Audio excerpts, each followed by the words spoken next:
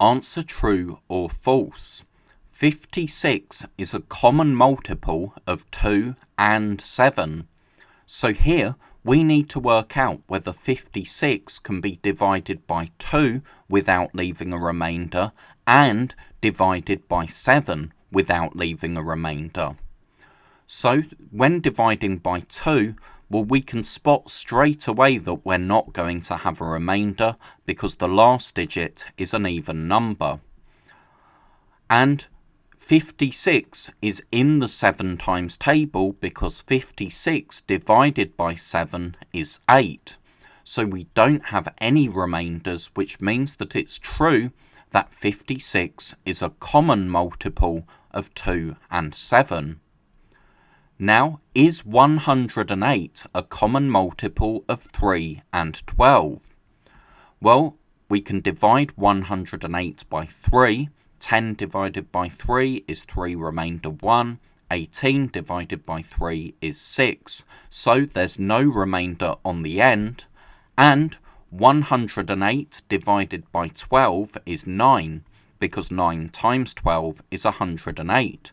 So we don't get any remainders from either dividing by 3 or dividing by 12, so it's true that 108 is a common multiple of those numbers. Now, is 27 a common multiple of 3 and 6? Well, 27 divided by 3 is 9, because 9 times 3 is 27. There's no remainder. But 27 divided by 6 is 4, remainder 3. 27 is not in the 6 times table. So you can say that 27 is a multiple of 3, but 27 is not a multiple of 6, so it's false that it's a common multiple of both numbers. Now, answer true or false. 56 is the lowest common multiple of 7 and 8. So lowest common multiple means that it's the lowest or smallest number that's in both times tables. If we write out our 7 times table up to 56, then write out our 8 times table, we can see that 56 is the first number that's in both times tables.